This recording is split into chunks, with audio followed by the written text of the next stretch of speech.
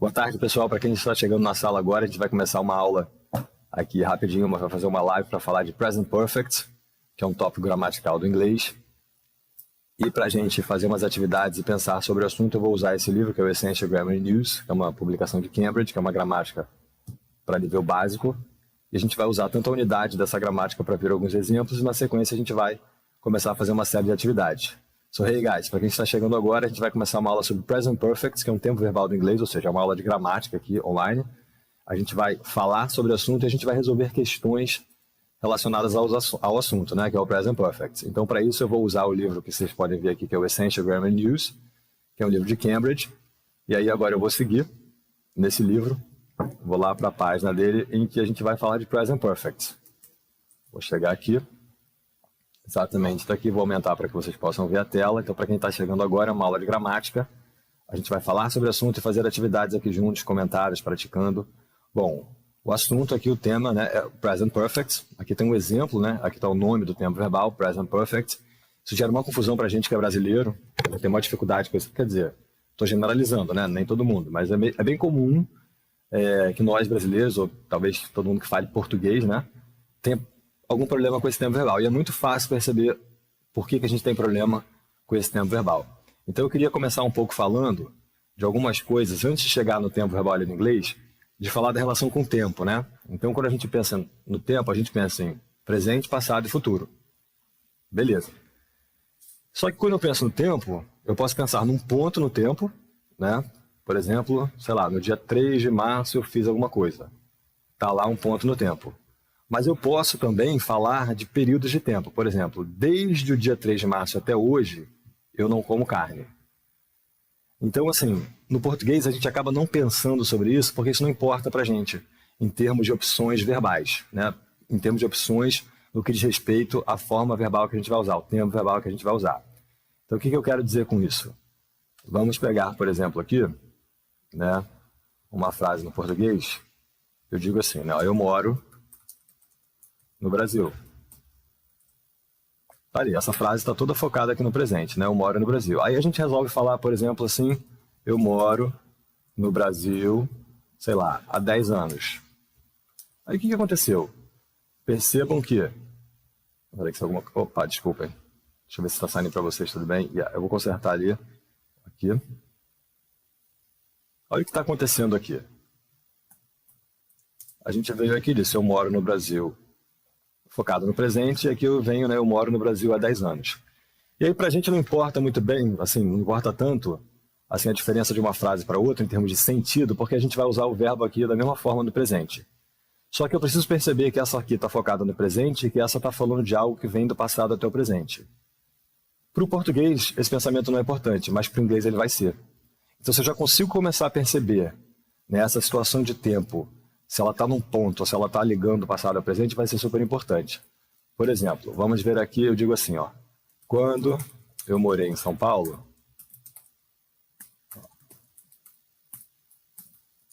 eu nunca fui ao Ibirapuera. Isso é mentira, tá? Eu nunca morei em São Paulo, mas é uma frase para a gente analisar aqui. Olha o que aconteceu. Quando alguém diz para a gente, quando eu morei em São Paulo, eu nunca fui ao Ibirapuera, você pode afirmar que essa pessoa não foi ao Ibirapuera até hoje?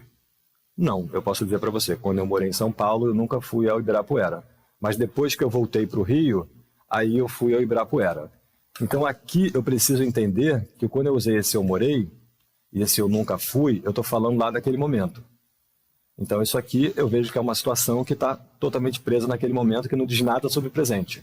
Se eu fui depois que eu saí de São Paulo ou não, não tem como a gente saber por essa afirmação. Agora, se alguém diz para você assim, olha, eu nunca fui ao Ibirapuera. Para quem está chegando agora, a gente vai falar de Present Perfect no inglês. Eu estou falando um pouco da relação com o tempo, né, para ficar mais fácil a gente perceber o tempo no inglês. Então, quando eu digo eu nunca fui ao Ibirapuera, e essa frase acaba aqui, o que dá a entender? Que eu nunca fui ao Ibirapuera até hoje. E qual o problema do português? Problema não. Qual é a característica do português, né? Por que esse pensamento não é importante? Porque eu usei o verbo da mesma forma, fui, para dizer que eu nunca fui quando eu morava em São Paulo. Então a gente nem pensa nisso.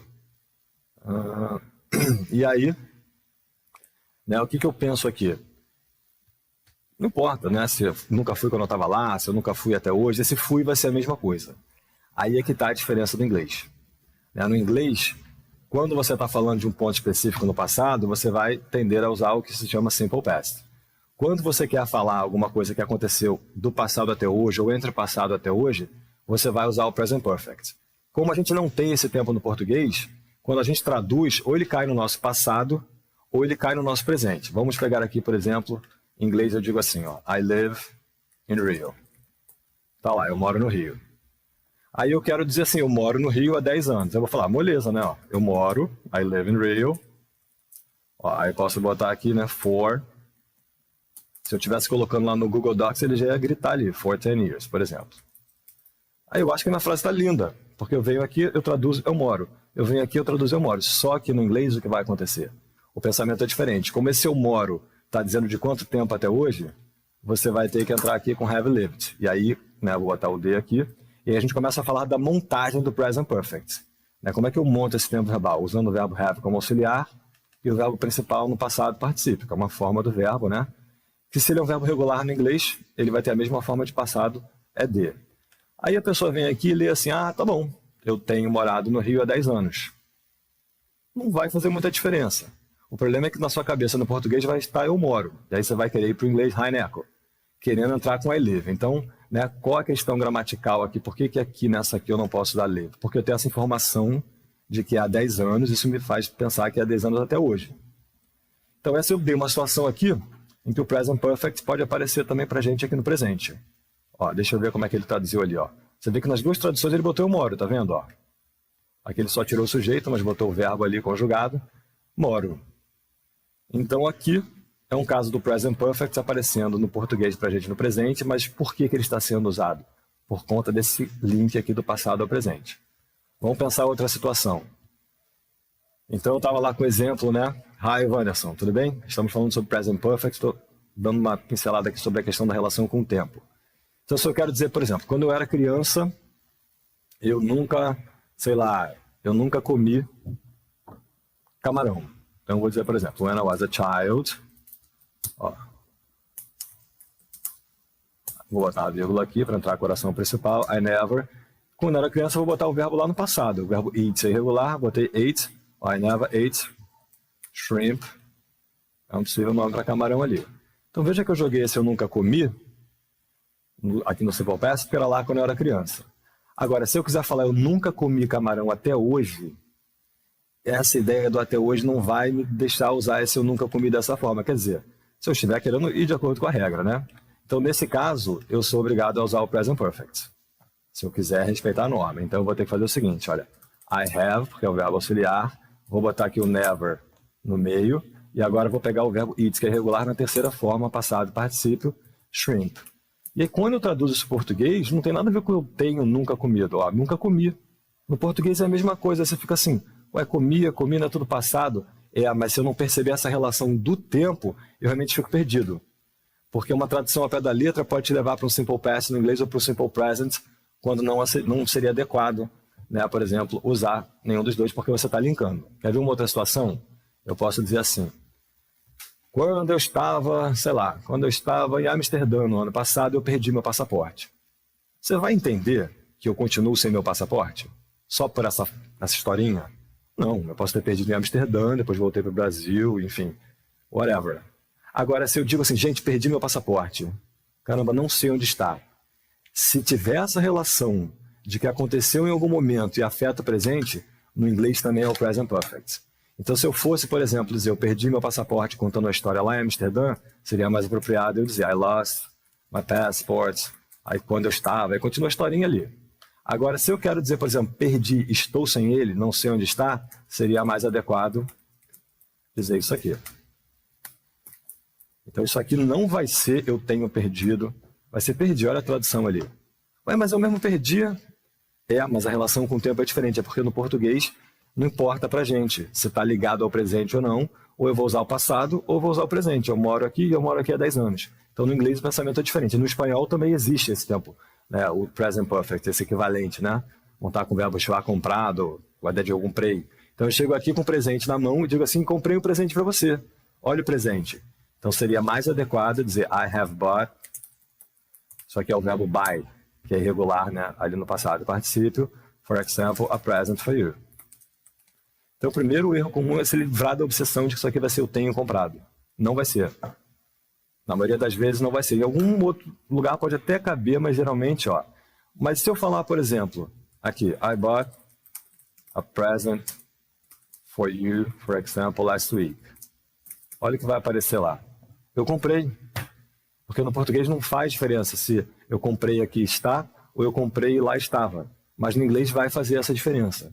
Então, se eu já entro com esse pensamento em mente, vou observar aqui, tem alguma ligação do passado com o presente? Opa, é um bom momento para botar o present perfect. Então, eu queria aqui propor a leitura de algumas frases aqui, umas situações que o livro coloca. Vamos falar um pouquinho da montagem agora, né? Da fórmula ali. Então, eu vou pegar o sujeito, vou pegar o verbo have como auxiliar e pego o verbo principal no passado particípio. Verbos regulares é de, irregulares, decoreba. Simples assim. Então eu pego aqui, se eu quero botar o verbo go, eu sei que ele é gone. Se eu quero botar o verbo play, eu sei que ele é regular, ele é played. Essa é a forma. A terceira pessoa de singular vai conjugar o have na terceira pessoa de singular e passado particípio na sequência. Perguntas. Como o verbo have é o auxiliar, ele se inverte com o sujeito. Então eu posso perguntar, ó, have you, estou esperando você chegar, have you bought my present? Então isso aqui não é você tem comprado meu presente, é você comprou.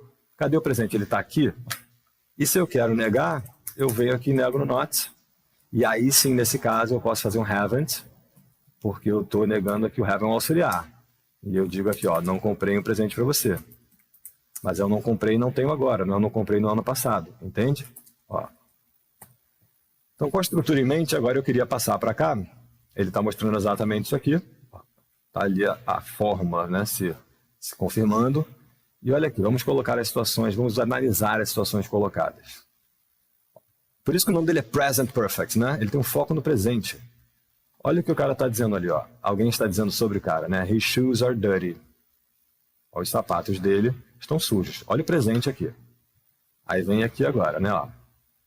He's cleaning his shoes. Entrou o presente contínuo, ele está ali limpando os sapatos dele. Agora, ele mostra o sapato aqui e ele diz, ó, I've cleaned my shoes. Esse I've cleaned significa eu limpei, mas com a ideia de que, olha como eles estão limpos. Ué, mas eu não estou vendo essa frase. É subtexto, entendeu? Esse tempo é rico por isso, porque ele mostra pra gente esse rebatimento. Por isso que no português, quando eu falo assim, eu sempre te amei, mas por quê? Você não ama mais ou eu sempre te amei até hoje? Porque esse amei serve para as duas coisas. No inglês não teria confusão. Se eu falo I always loved jogando simple past, parece que eu não amo mais. Se eu falo I have always loved you, eu sempre te amei e está ali imbuída a ideia do até hoje. Então, no português, talvez eu tenha que trazer essa locução adverbial, né? Até hoje, para deixar claro essa ligação, né? Então, eu sempre te amei até hoje. Ah, tá. Tudo bem. Ufa. Obrigado. E aqui tem a terceira pessoa de singular, ó, fazendo a mesma conclusão. Obrigado, Wanderson. Que bom que você está entendendo. Isso aí. Quem não estiver entendendo pode jogar pergunta de boa. A gente vai negociar aqui conhecimento. Então, tá ali, ó. Ele limpou os sapatos dele, né? O verbo clean é regular. Vai ganhar o ED. Lembre-se que o ED vai entrar sem som de E, né? O N vibra, a voz sai, o ED entra com som de D. Cleaned, não cleaned. So, he has cleaned his shoes. E olha aqui o que eu vejo de rebatimento no presente. His shoes are clean now. Então, eu poderia substituir a frase de cima por essa aqui, com foco no presente. Então, ele limpou os sapatos, significando os sapatos estão limpos. Então, se eu vejo essa relação, meu amigo, dificilmente você vai se perder. E aí você vai começar a ver isso com cada vez mais clareza. Sabe quando a caixa de Pandora se abre, né? Você fala, oh my God. Então vamos aqui para outra situação. Ó, they are at home. Ó, estão em casa. She's knitting, na frente do tricô ali. He's reading a newspaper. They are sitting on a sofa. Tem um lamp ali, o abajur, né? Lamp é um falso cognato, parece lâmpada, né? Mas é abajur. Ok. They are going out. Ó, presente contínuo. Eles estão saindo. They are going out. Fez o verbo aqui, né? Ir para fora, sair. E olha o que aconteceu agora. A casa está vazia. Ó, they've gone out. Eles saíram. Então não é eles têm saído. O que significa? Eles saíram e não voltaram ainda estão fora. Ó, a conclusão aqui, ó. They are not at home now. Aqui ele vai mostrar a fórmula pra gente, ó. Have mais o past participle. Vai mostrar aqui, vou chegar um pouco pro lado, tá meio travado. Mostrando as pessoas do discurso, né? A primeira pessoa do singular, primeira pessoa do plural, segunda pessoa do singular e do plural, e terceira pessoa do plural. Conjuga have, pode contrair, né? I've, we've, you've, they've. Negativo have not, haven't, e o verbo principal lá, passado particípio. Isso é decoreba. Tem jeito, né? É a regra ali, a fórmula mesmo, a sequência, como eu monto. Fui para a terceira pessoa de singular. Se alguém quiser depois ter acesso a esse livro, essa gramática, que é uma publicação de Cambridge, é o English Essential News, só me chamar depois lá no Messenger do TikTok, que eu passo o link para baixar da minha nuvem. Bom, então terceira pessoa de singular, conjuga has, contrai apóstrofo S. Então, em inglês, quando eu vejo um his contraído, pode ser o verbo to be, né? He is ou he has. Eu tenho que analisar a montagem. Neguei, he has not, hasn't, lá. Verbos regulares no passado particípio, e os irregulares eu tenho que decorar, né? Saber a forma. Aí ele está falando ali do ED, blá, dos irregulares. Ó, agora vamos ver umas situações aqui. Então a pessoa soltou ali, ó, I've lost my passport. Beleza ali? Então, quando a pessoa bota esse I've lost, eu entendo que ela perdeu e está sem ele. Se ela fala I lost, ela pode estar ou não com ele. Ela vai estar dizendo que perdeu em algum momento do passado, mas eu não entendo nada sobre o presente, entendeu? E quando esse I've entra, eu tenho certeza. Olha a conclusão que a gente tem ali. Eu não consigo encontrar meu passaporte agora. I can't find my passport now. Então, no português vai parecer eu perdi. Né? No português eu não vou pensar se foi lá ou se tem relação com o presente. Então, por isso que é importante observar o contexto e ver se existe essa relação. Ó, vamos ver a próxima ali. Where's Linda? A pessoa está ali, né? Cadê a Linda? Aí alguém falou, she's gone to bed. Ela foi para a cama, eu entendo que ela está na cama agora. Ó. She's in bed now. Agora, se eu quero falar, por exemplo, ontem eu fui para a cama às 10 da noite. Significa que eu ainda estou na cama? Não. Então, nesse caso, por exemplo, né, eu diria I went to bed, por exemplo. Ó. I went to bed at 10 p.m. yesterday. Eu fui para a cama às 10 da noite ontem. Estou na cama? Não, estou aqui conversando com vocês. Agora, não dá para falar de mim, né? Eu nem posso falar agora com o Present Perfect, mas eu vou falar com o Peter aqui, ó. Peter has gone to bed. Porque como é que eu vou falar que eu fui para a cama se eu estou aqui, né? Usando o Present Perfect, seria meio esquisito.